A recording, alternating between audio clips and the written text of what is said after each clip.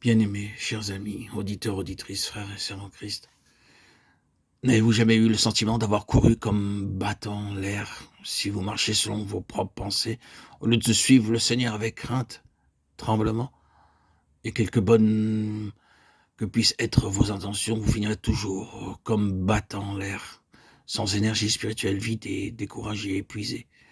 Plus vous travaillez, moins cela a de sens pour vous. Plus vous continuez, plus vous vous sentez vide, vidé. Si on vous loue dans une telle situation, vous vous sentirez encore bien plus mal à l'aise.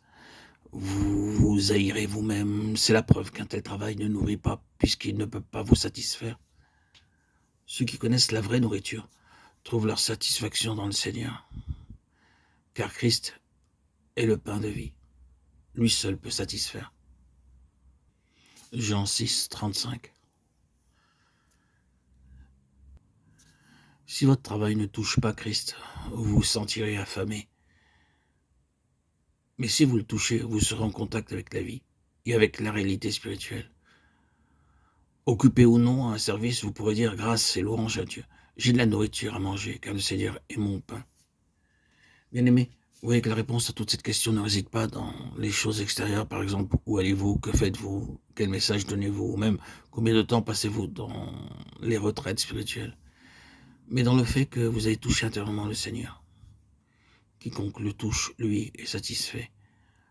Certains croyants pourront dire, puisque le Seigneur ne m'a pas appelé pour prêcher ou pour travailler quelque part, comment puis-je être satisfait? Les prédicateurs et les ouvriers ont la possibilité d'être nourris, mais beaucoup de personnes comme moi sont affamées, loué soit Dieu. Ces gens-là ne seront pas affamés, car si de tels croyants accomplissent même un simple travail, comme parler avec les autres durant 10 ou 20 minutes, ou ne dire que 10 ou 20 phrases, ils se déchargeront du fardeau et seront satisfaits. Intérieurement, si ce qu'ils font vient du Seigneur par sa puissance en eux, c'est le Seigneur qui donne le fardeau, et ce fardeau a pu être déchargé. Ainsi, les croyants expérimenteront la satisfaction et la plénitude. Lorsque nous touchons Dieu, nous obtenons la satisfaction. C'est pourquoi nous sommes nourris. C'est pour cette raison que non seulement les serviteurs ont la possibilité de se nourrir, mais cela est possible pour tous. Quotidiennement, nous avons l'occasion de nous nourrir. Et par ce fait même, d'être aussi entièrement remplis. Christ est notre nourriture. Si nous le touchons, nous avons de la nourriture. Voyons un autre exemple, bien qu'il soit d'un domaine plus profond. Souvent, nous faisons ce qui nous paraît être bon et spirituel sans connaître la pensée du Seigneur. Le résultat, c'est que nous sommes épuisés, nous nous sentons vidés. C'est uniquement lorsque nous suivons le Seigneur que nous sommes satisfaits, rassasiés. Notre vie a une intensité, une couleur, une harmonie plus forte que la normale, ordinaire. Un jour, un frère remarqua qu'un autre frère s'éloignait spirituellement et s'égarait. À maintes reprises, il ressentit la nécessité de lui faire remarquer en toute franchise que la voie qu'il suivait n'était pas propice à l'édification, mais à la corruption. Et cependant, comme il voulait être un chrétien aimable, il résolut d'exhorter simplement le frère rétrograde avec un visage souriant et quelques bonnes paroles. À sa grande surprise, lorsqu'il déchargea son fardeau de cette manière, il se sentit accablé par une lourde charge. D'un point de vue humain, il paraissait avoir bien agi et atteint le but. Son attitude avait été aimable et pacifique. Mais au lieu d'être nourri, il se sentait affamé. Cet état persista durant 2 ou 3 mois. Il reconnut alors que quelque chose n'allait pas et il pria le Seigneur, lui demandant de l'éclairer et de lui faire connaître quelle en était la cause. Un jour, il pria, Seigneur, quoi que tu voudras que je fasse, je le ferai. Et le Seigneur entendit sa prière et lui montra ce qu'il devait faire.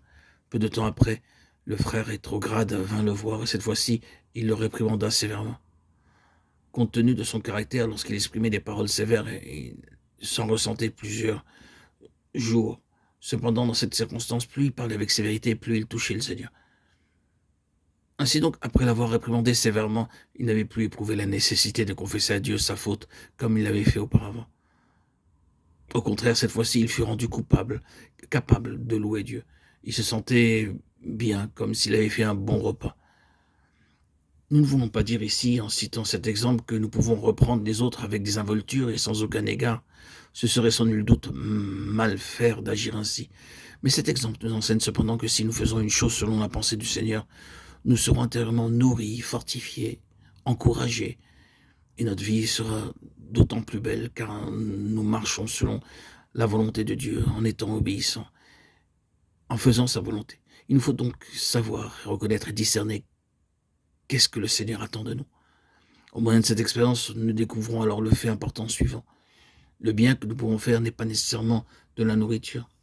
Vous pouvez penser qu'il serait mieux que vous soyez plus gentil. Pourtant, l'expérience nous apprend ici que même si vous agissez avec gentillesse, si l'œuvre procède de votre homme extérieur, cela ne peut pas être votre nourriture, et vous sentirez facilement fatigué et épuisé. Ce n'est que si le Seigneur agit en vous et que vous agissez en accord avec sa volonté que vous aurez de la nourriture. En touchant la vie, vous recevez aussi la nourriture. En touchant le Seigneur, vous êtes satisfait.